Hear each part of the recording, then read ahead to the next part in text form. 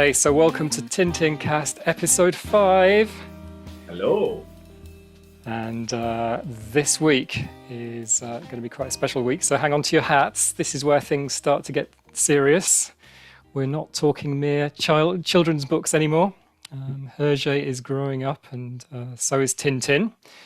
So here to talk about that with me is my oldest pal, Miles. I'm really old. Hello. Yes, with the stress on pal rather than old. And we're reading all 24 Tintin adventures, so you don't have to. But you should. Yes, you should. And ironically, it's probably going to be quicker for you to read all 24 Tintin books than listen to this drivel. So, Although we've had some nice comments from people over the last few weeks, which is lovely. People who are just saying that they're really enjoying it, that it's wholesome content, and they're enjoying watching us gabble on about it. So that's nice to know. I'm not sure you can call Tintin in the Congo wholesome content, but No. That's very nice anyway. I think they allowed it, Yes, this week we're very excited to be talking about The Blue Lotus. So, what version are you reading, Miles? I've got the Magnet 90s version. I mean, the Methuen version was the previous version before this, but I think that only reached our shores in the 80s. Is that correct? It was one of the last adventures ever translated into English, yes, and we can maybe work out the reasons for that in the course of this conversation. Shall I give a bit of a historical background? I would like nothing more. I thought so. So, Abbot Vallée has left the Petit 20e, and this was Hergé's mentor and boss, and Hergé has become somewhat disillusioned with the newspaper, which he feels has become a bit restrictive to him. But he's been given a massive pay rise, so he's decided to stay for a while. Cigars of the Pharaohs has been another massive hit and has been getting fantastic reviews. And so Hergé is encouraged to sit down and write the next adventure. But it's not a Tintin adventure. Instead, he writes The Adventures of Popple and Virginia in the Far West, or Popple Out West, as it's called.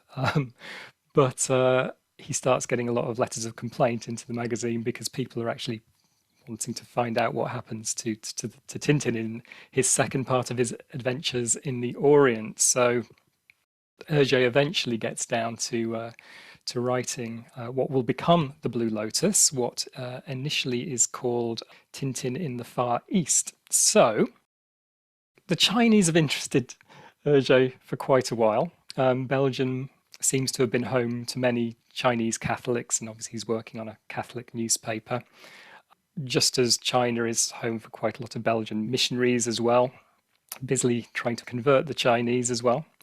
So Hergé is just starting to think about this book in the Far East, and he's announced this in Le Petit 20e, to which he has got some correspondence. So this Abbé Gosset, who's a chaplain in Belgium to a group of Chinese Catholic students, he actually writes to Hergé and kind of implores him. He's like, for the love of Jesus, Hergé, do a little research this time. I don't know why he's speaking in an Irish accent, but... Love of Jesus. So he basically is telling Hergé, you've written books before that have been, not to find a point on it, have been a bit racist. And you should be now researching China and the Chinese and doing something a bit better thought through.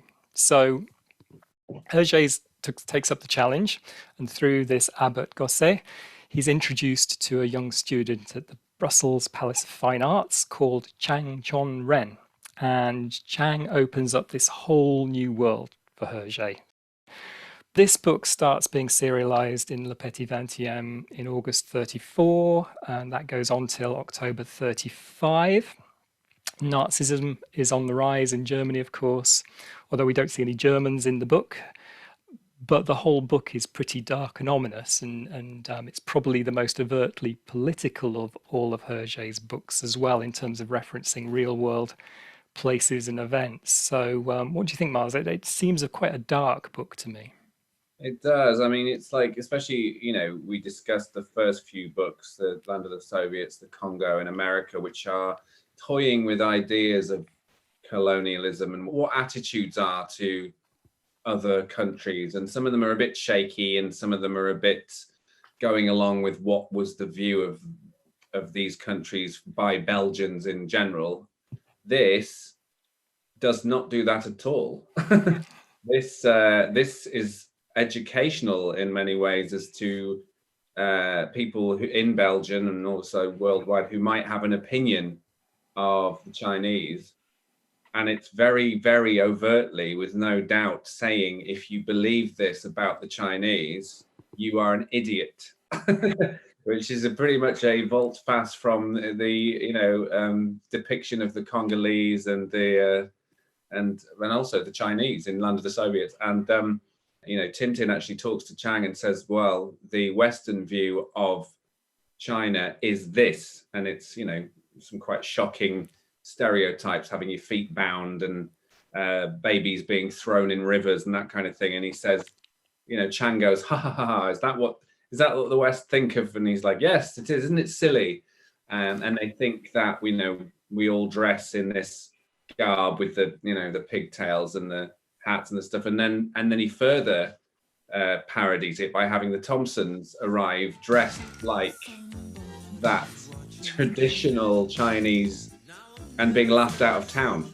It seems to be that, I mean, obviously he's very influenced by his new friend Chang. It's going to get confusing because obviously there's Chang, the artist, who Hergé is hanging out with writing this book, and then there's Chang, the young boy character that appears in the book as well. But Chang seems to be telling him all a lot of these things about China and also about the Japanese. The Japanese come in for a bit of a rough ride. They do, and I think he was criticised for that, Hergé, wasn't he? The Japanese didn't take very kindly to their depiction in the film, so it's like he went one way in order to sort of say, look, this is what the Chinese are like or not like. But this is what the Japanese are like. The Japanese are like, oh, great. But I know traditionally and historically, and maybe even today, the Japanese and the Chinese are at odds over various things, as many nations are. These, I mean, the Japanese arguably do a bit of a rough ride because these are real life events that Chang, the artist, is describing to Hergé. I think the provocative blowing up of the Mukden railway line, which in the book is described as the Shanghai Nanking Railway, which is kind of a false flag event that the Japanese blow up this Chinese railway, blame it on the Chinese, and then Japanese kind of feel they're justified to come in and become peacekeepers and take over Shanghai. Fake news, if you like. But there's a lot of this is coming from Chang's perspective, it seems to be, and apparently, because Chang helped with a lot of the calligraphy in the book, I think, and apparently a lot of the calligraphy, a lot of the banners that are drawn in the story in the Chinese script have slogans like "Down with Japanese," "Down with Japanese goods," "Down with imperialism," and so it's quite political. So that's Chang having a bit of a pop at the Japanese there, so I can understand the Japanese reading it and going, hang on, what's Hergé saying?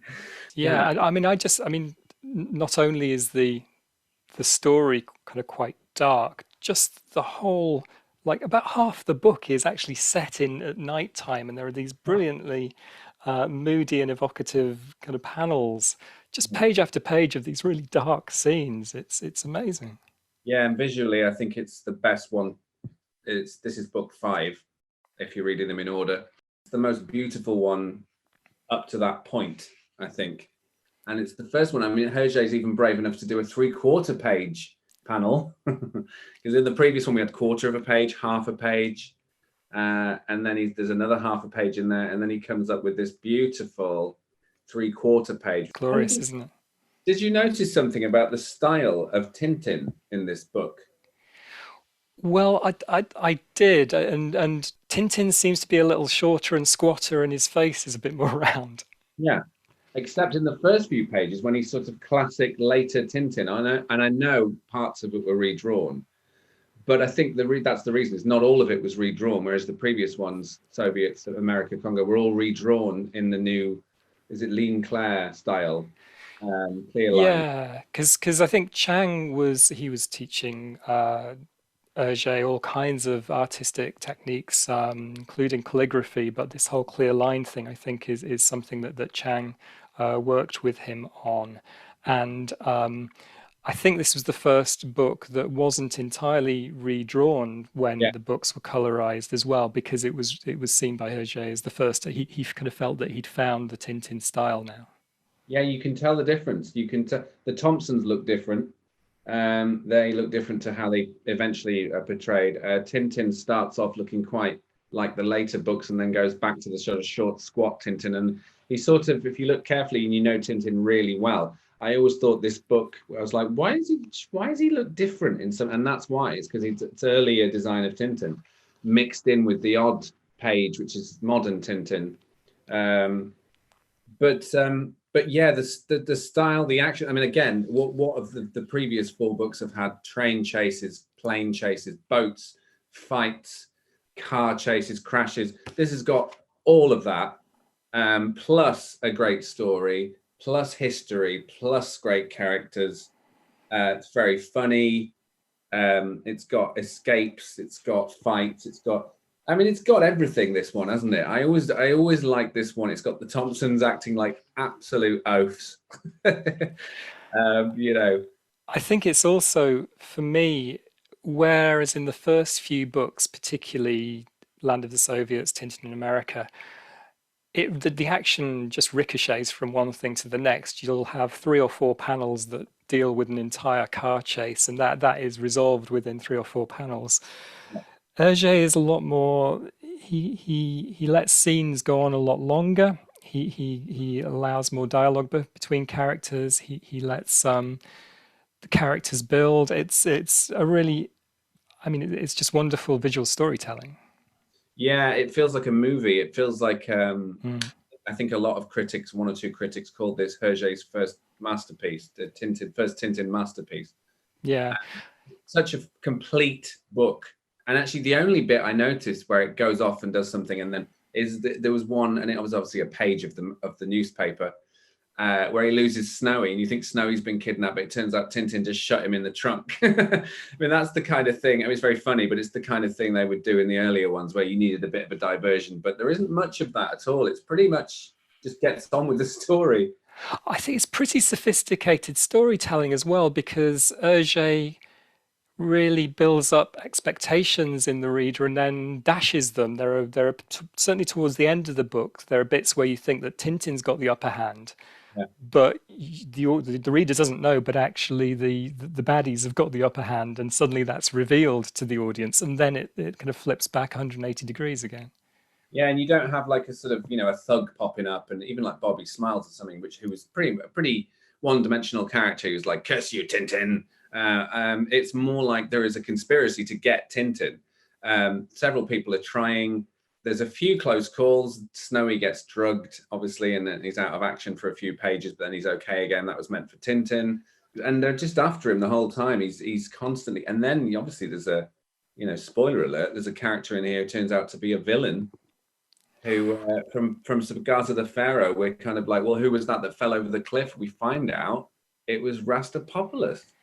Well, that's a really nice kind of callback as well, because the film that Tintin sees being shot in the desert, in one of the scenes in Blue Lotus, he's in a cinema watching that back, and then you get a lot of the cinema newsreels. We know Hergé loved going to the cinema, and actually a lot of the story is told through either the cinema newsreels. You find out all about this professor who knows about antidotes to poison, Yeah. and then you also get some storytelling. It's a bit like the old Orson Welles News on the March. You've got this. You've got a few bits in the book where the storytelling is done through newspapers as well.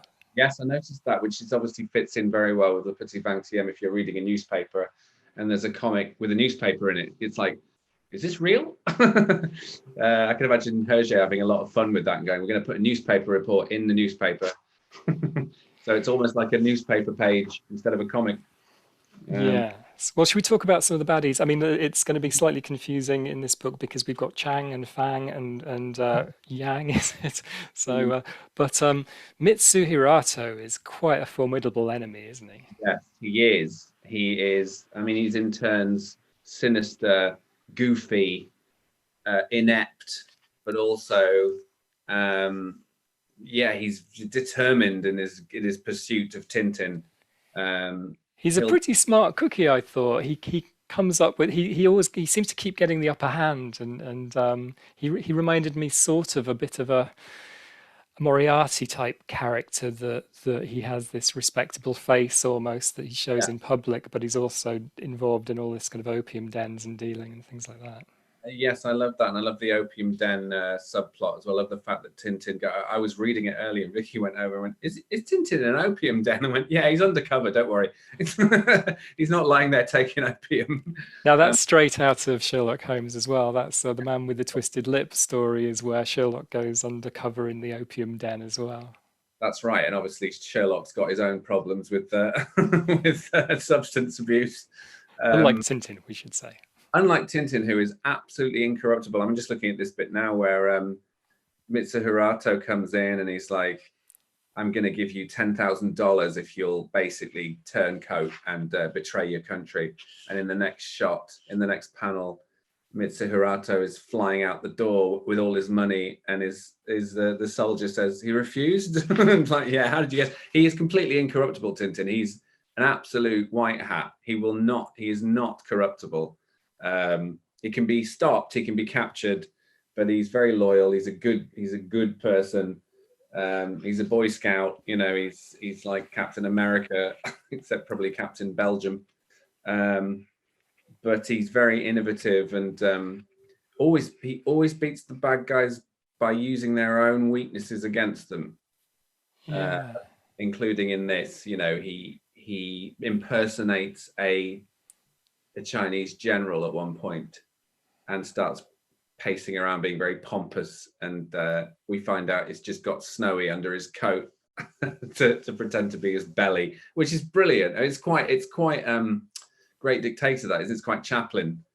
Yeah. um, And then Hergé again later on in the book, you kind of think that that's happening again in another scene, and actually you realize actually, oh no, it's not Tintin in disguise. This is a real kind of that's Chinese. great. That's playing with the reader's perceptions. That he goes, oh, how am I going to get into the opium den? Cut to man with suspicious beard goes into opium den, and you're like, you would think, of course you think that's Tintin, and they start pulling his beard and you're like, oh.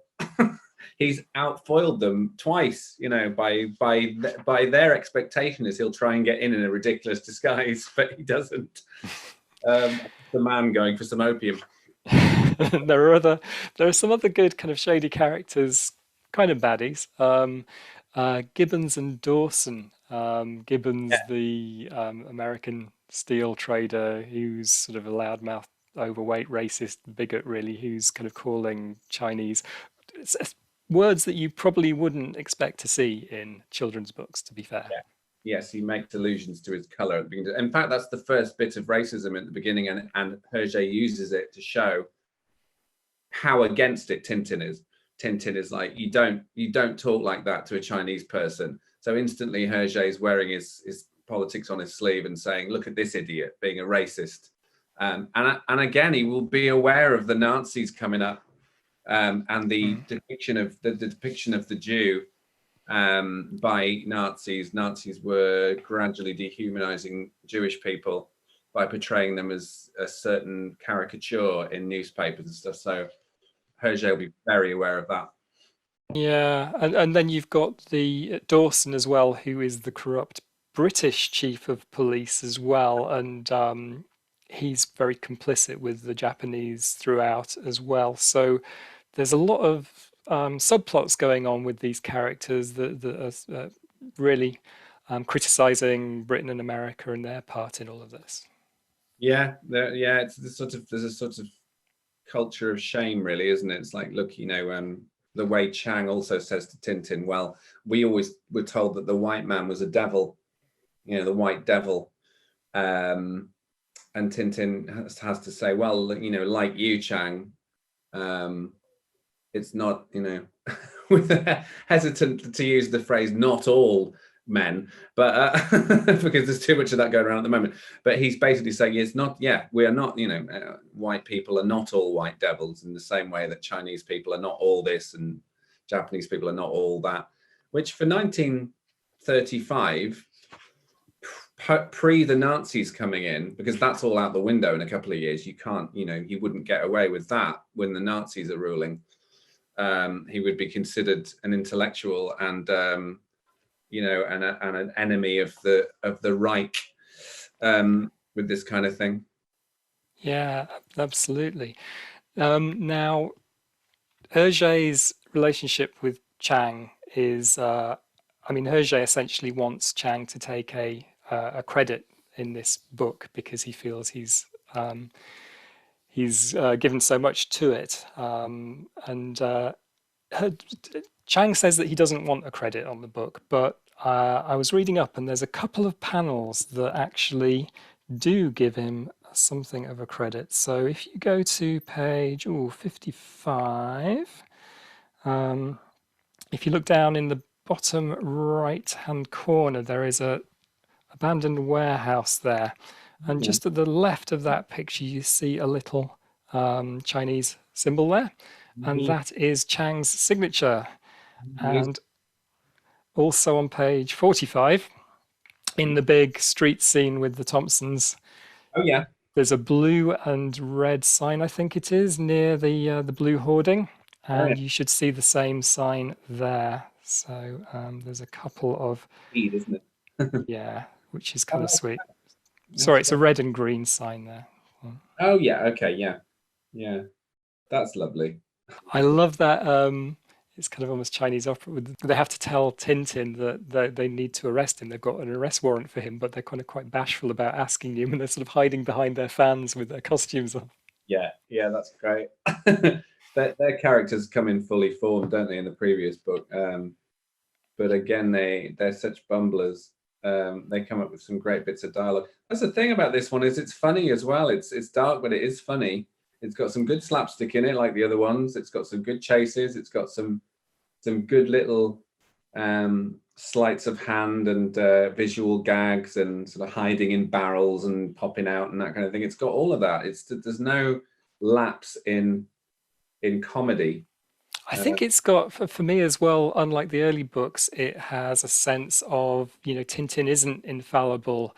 He is now relying on his network of friends and acquaintances to get him out of trouble. There's the overnight in the prison where you really are just stuck with Tintin, just thinking he's going to die in the morning, and it's all pretty dark. And without without Wang to rescue him, he'd be dead. And there's also in this book, I think there's quite a lot of pathos because, particularly with the Chang character, because Chang is the Chang, this boy character gets brought in. He's being washed away in a river being overflowing and flooding. And Tintin swims out to rescue him, and it turns out that he's lost his out going past on his back as well, isn't there? Yeah, that's right. And it turns out Chang has lost his parents, and at the end he kind of hangs out with Tintin for a while. But in the end, he's found a home at the at Wang's family house, and they sort of adopt him as their adoptive son. So very sympathetic character is Chang, isn't he? He seems very sweet, and he's just trying to get his life back together. And you can see why there's a lot of sort of brotherly love between the two of them, both in terms of Tintin and Chang, and also Hergé and Chang in real life. They are obviously pals. Again, that's going to be an interesting story to follow up, Hergé and Chang. Because that has a future, a very strange future. So we should think a bit about where we rate this on the 7 crystal balls scale. Yeah. What do you think? I'm going to give this one the first 6 of the series. I think it's a 6 out of 7. Six shiny balls. because I think it is the first masterpiece. I think it is. We always liked it as kids. We always said it was one of our favorites, didn't we? Absolutely.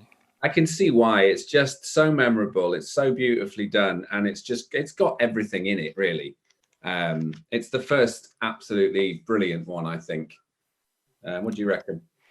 Well, I'm going to go right out there. I'm wearing my t-shirt and I'm going to go right out there and give it a 7. I think it's the ooh. That was great. When you said that, you sent a text saying, "Shall I start cooking?" I thought we'd invested in sound effects for the podcast then. Amazing. I love it. No, I Yeah. think it's the best of the pre-Haddock adventures. Yeah. So I think it is just, I mean, just the artwork. Just look at that. Oh my Just God, it's beautiful. it is just amazing. I mean, it's iconic. The bicycle scene is iconic. So much so I have it on mugs and t-shirts and Nice. everything. And it You got me uh, a bicycle mug. What book is that, by the way? That looks beautiful. this is the one that you got me. This is the Oh, Tintin, The Art of Hergé. So yes. I need to invest in that myself. Actually, yeah, it was a bit of a no-brainer getting that view. Yeah, It is beautiful.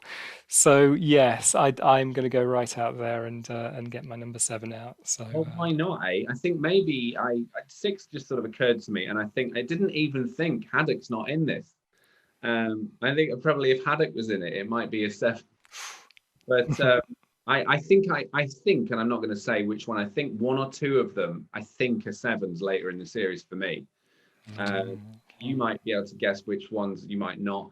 But yeah, I'm reserving my 7 for a moment where I just read it and go, oh yeah, this is everything I love about Tintin. But the Blue Lotus is an absolute masterpiece. I think it's a real classic of art and story. You know.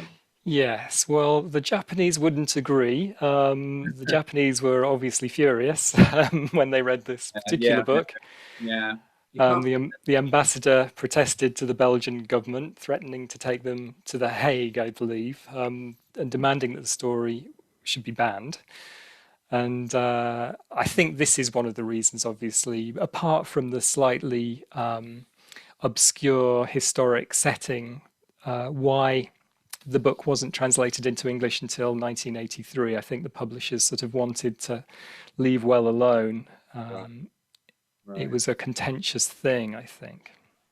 Yes, I don't think if you're Japanese, you come off very well in this book. And I mean, again, you can't. He was being so careful to present the Chinese in a certain way that he obviously neglected or slightly vilified the Japanese. You can't really deny that, but it's a beautiful book.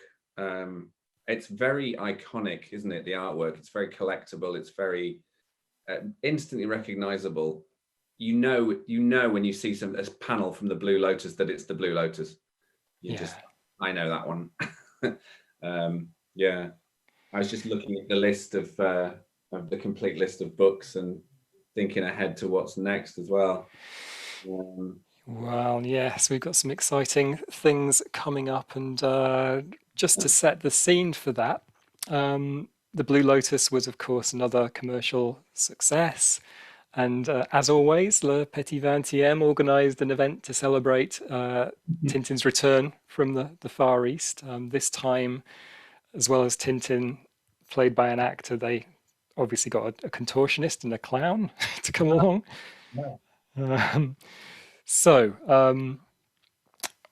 Hergé ideally wanted complete color in the book. He was speaking to Casterman, the publishers who were putting together the book of this, but they said that at the time that wasn't possible. So actually the first version that Casterman printed, I think, just had some color fold out sections as part of it. But 10 years later in 46, it was given a full color edition.